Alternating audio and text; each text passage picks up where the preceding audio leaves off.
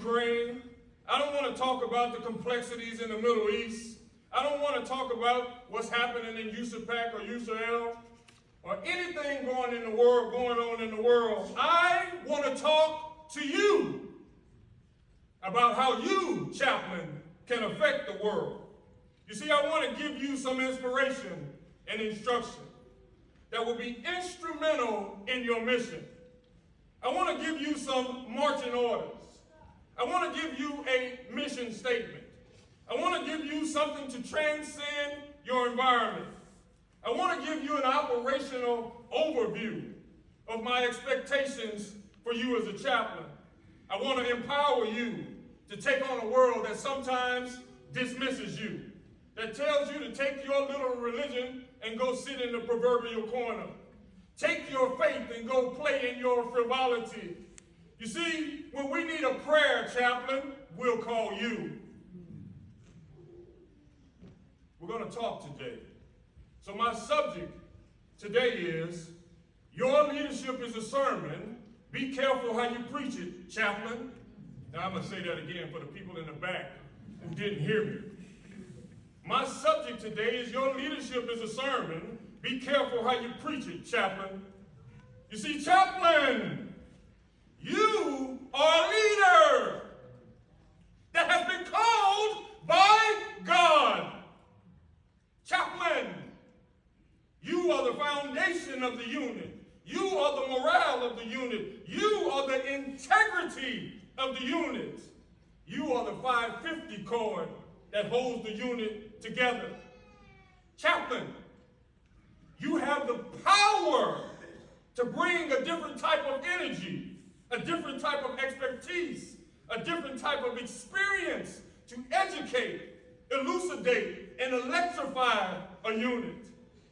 Chaplain, you are the eyes of the commander. You are the sounding board to the staff. And you are the soul of the soldier. You see, a mere placement of a simple Milky Way candy bar to your commander who hasn't eaten all day presents opportunities for prayers. Chaplain. A mere pat on the back of an XO who has been up for 12 consecutive hours managing the staff and pushing out op orders changes his attitude when the chaplain is present. Chaplain, you are the hope of the soldiers who have no hope. You are the window to those who feel boxed in. You are a friend to the soldiers who have no friends. Chaplain, you are the advisor to the leadership. When there's chaos, you bring calm to the room.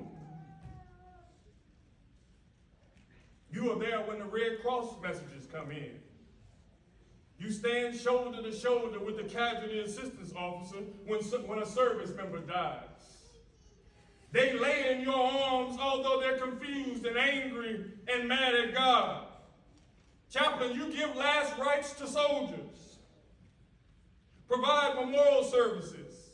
Provide services for people long after the tears have dried.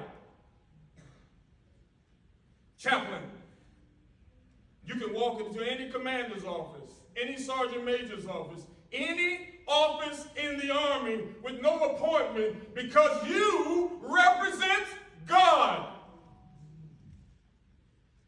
Chaplain, you can walk into any field problem,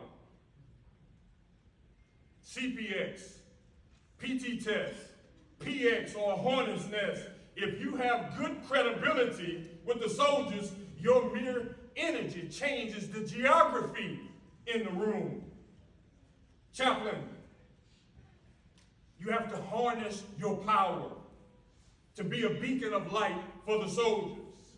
You have to be the sun, the moon, and the stars, and the doorway to God that brings comfort to them in their grief, in their sadness, in their emptiness, and in their loneliness. Chaplain, You have been given the duality of your religion and your rank with regulatory guidance to give soldiers the realization of revelation.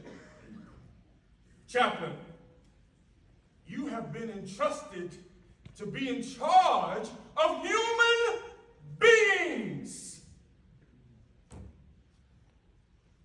to nurture, to care for, to uplift, to be a soft landing place for them in their most fragile times.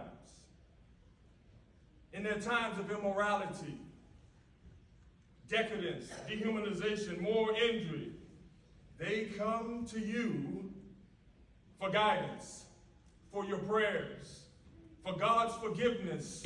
What a responsibility that is!